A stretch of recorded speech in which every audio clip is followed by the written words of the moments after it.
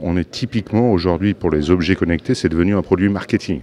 Donc aujourd'hui, on est dans le marketing, dans l'ère du marketing, du consumer market. On le voit tous les jours, hein. Il suffit d'aller sur un Kickstarter et voir qu'effectivement tout existe, on est capable de tout faire, mais à la fin, rien ne sort. Alors Kickstarter, c'est quoi? Ce sont des financements participatifs, hein, qui permettent de créer des produits. Et on trouve des milliers de produits, ou en tout cas de projets de produits d'objets connectés, parce que c'est la mode. Et comment ça s'explique selon vous? C'est un phénomène marketing qui a été mis par les grands groupes, et notamment en Silicon Valley. Ils ont lancé effectivement toute cette partie objets connectés pour servir les intérêts des gros systèmes d'hébergement qu'on appelle le cloud, qui souffrait un petit peu du manque d'intérêt. Donc on a lancé tout cet aspect marketing qui a permis un petit peu de nourrir les ambitions de ces grands vendeurs d'hébergement. Alors après, il y a également la partie électronique. La partie électronique a beaucoup évolué, ça évolue très très vite, et depuis 5 ans, tout est devenu beaucoup plus petit, tout est devenu beaucoup plus abordable en termes de coûts. Donc fabriquer un objet aujourd'hui, c'est quelque chose qui est rendu possible alors qu'on ne pouvait pas le faire au niveau électronique il y a 5 ans. Mais pour vous aujourd'hui, il n'y a pas assez de réflexion, c'est que du pur produit et on ne réfléchit pas aux conséquences, aux risques. Oui, on est dans notre consumer market. Beaucoup de startups qui fabriquent des produits et qui n'intègrent pas la notion de sécurité, qui n'intègrent pas la notion de risque dans le design initial du produit. On a des gens qui sortent de l'école la plupart du temps, qui ont fait du marketing, qui ont fait de l'informatique et qui pensent qu'ils vont pouvoir mettre un produit sur le marché qui va être très fonctionnel, certes, et qui va souvent être très bien, mais qui oublie les aspects sécuritaires, notamment pour tout ce qui est la connexion à l'Internet et tous les risques que ça engendre. Et pour vous, ça c'est grave, Ça pourrait le devenir. Aujourd'hui, c'est pas encore grave. On a vu les premières attaques qui sont apparues il y a quelques mois de ça, avec la DOS attaque contre les DNS. Donc une DOS attaque, c'est ce qu'on appelle le Denial of Service, c'est-à-dire c'est plein d'objets qui sont attaqués au fondement même de l'Internet, hein, et ce qui a donné quelques dérangements au niveau mondial. c'est-à-dire qu'on se sert de plus en plus, ou on pourrait se servir de plus en plus de tremplin par le biais de... Oui, c'était le cas de cette attaque. Ils ont utilisé des caméras qui ont été fabriquées en Chine, dans lesquelles il y avait une faille de sécurité. Ils ont pu uploader, c'est-à-dire mettre à l'intérieur de cette caméra leur propre petit logiciel qui, à un moment donné, a servi de passerelle pour aller attaquer les DNS et générer un trafic qu'elles n'ont pas pu supporter. Et du coup, comment vous qualifieriez la situation actuelle du point de vue de la sécurité de ces objets connectés, à niveau peut-être français et puis après mondial? Il y a deux sujets, hein. Il y a la sécurité des objets connectés d'un point de vue du consumer market, c'est-à-dire les objets de tous les jours, hein. Les balances connectées, on les connaît bien. Il y a des grandes marques françaises qui sont très très fortes dans le domaine, que ce soit pour des drones ou pour des objets usuels comme des balances. Le niveau sécuritaire, on va dire, est lié à l'utilisation personnelle. Et à part servir de tremplin pour effectivement faire des attaques à plus grande échelle, il n'y a pas grand risque aujourd'hui d'intrusion. Alors il peut y avoir des intrusions dans son espace personnel, mais ce n'est pas des risques majeurs. En revanche, la nouvelle vague d'objets connectés, qu'on appelle les objets connectés industriels, qui eux vont permettre de connecter la ville, par exemple, de connecter des assets de la ville, qui vont permettre de connecter des assets, c'est-à-dire en fait des éléments qui sont dans la ville. Alors les éléments de la ville, c'est des buildings, ce sont des immeubles, ce sont des maisons, ce sont des voitures, ce sont des lampadaires. De connecter ces objets ensemble, de les faire discuter et de pouvoir les commander. Là, il va falloir mettre des règles de sécurité drastiques dans la mesure où, et en plus l'actualité nous le démontre tous les jours, on a des gens qui sont très agressifs vis-à-vis de nos pays et on ne peut pas tendre le dos pour se faire frapper en offrant des failles de sécurité dans ces systèmes. Il y a des réflexions de ce point de vue, les responsables des villes en sont conscients? Ouais, tout le monde maintenant réfléchit sur ce sujet. C'est très nouveau. Ça fait à peine 2 ans que les gens réfléchissent sur ce sujet. Il y a encore quelques années, on a eu l'expérience puisqu'on a déployé beaucoup de lampadaires connectés dans les villes. La sécurité, c'était pas le premier aspect. Le premier aspect, c'était l'économie d'énergie, surtout dans des systèmes dérégulés où les prix de l'énergie grimpaient, comme en Angleterre.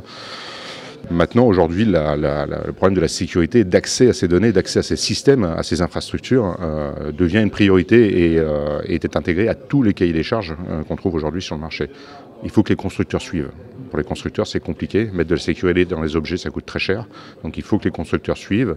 Et qui plus est, aujourd'hui, les standards de sécurité sont propres, sont déployables sur des objets connectés. Il suffit maintenant qu'effectivement tout le monde s'y mette et les intègre.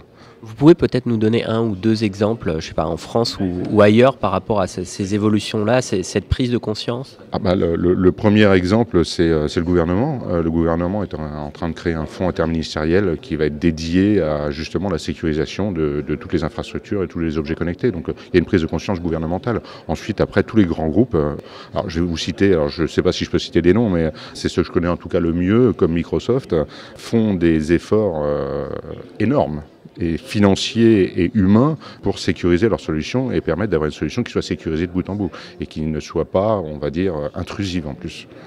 Et quand on voit que la récente attaque aux États-Unis, puis je crois aussi celle qu'il y a eu en Allemagne là, il y a quelques jours, est liée à un logiciel mal intentionné, on va dire, qui serait disponible librement sur Internet. C'est ce qu'on nous dit en tout cas.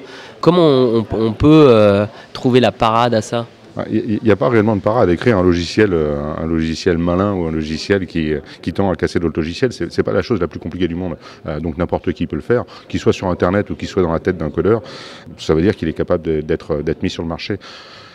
Pour parer à ça, il faut que simplement, encore une fois, les constructeurs pensent en amont de leur design la sécurité de leurs objets, à la fois leurs objets en tant que passerelle. Aujourd'hui, les attaques, elles ne sont pas contre les infrastructures.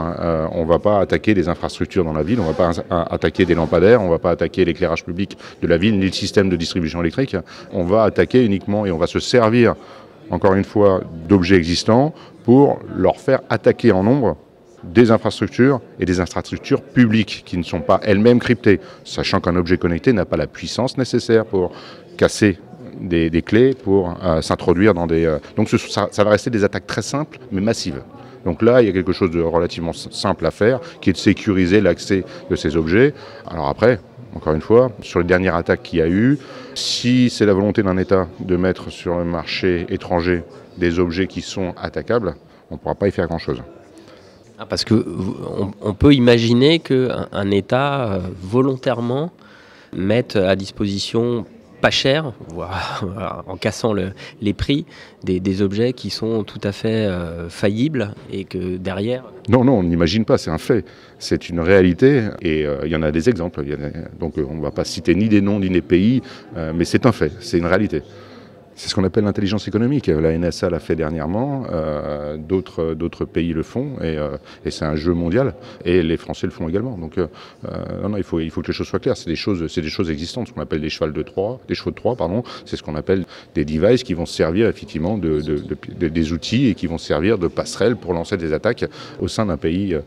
On le voit aujourd'hui, par exemple, si vous voulez déployer des objets en Chine, vous êtes obligé de déposer les codes sources et obligé de passer les certifications si vous voulez que vos objets soient déployables dans l'environnement chinois. Je ne parle pas pour le consumer market, je parle pour l'industriel, parce que l'industriel pose réellement des soucis. Imaginez que demain, on va déployer des outils dans ce qu'on appelle le grid. Le grid, c'est comment on va, dans une ville ou au niveau d'un pays, réguler la consommation électrique.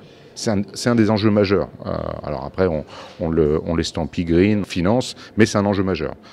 C'est en balbutiement aujourd'hui, c'est en devenir. Mais si on commence à mettre des infrastructures en place qui vont permettre de faire ce qu'on appelle de l'effacement, c'est-à-dire commander l'extinction des lampadaires, commander l'extinction de certaines parties de la ville, dimmer des valeurs d'éclairage ou autres, on commence à avoir la capacité d'agir sur la ville. Et qui dit capacité d'agir sur la ville dit potentiellement être hacké, être piraté. Et imaginons quelqu'un qui veuille éteindre la ville pourrait tout à fait, en appuyant sur un bouton, j'exagère un petit peu, mais éteindre une partie d'un quartier pour en profiter pour faire autre chose. Et comment dans ce contexte, le particulier peut avoir confiance dans les objets connectés? Parce que c'est beaucoup une question de confiance. C'est toujours un rapport entre le risque et le gain. Et l'humain fonctionne comme ça. Le risque, on ne regarde surtout pas. Comment on peut avoir confiance quand on achète un téléphone portable? De ne pas être traqué, de pas être... C'est simplement parce qu'on a envie de l'avoir et que le service qu'il nous rend est plus important que le risque potentiel qu'on en a perçu.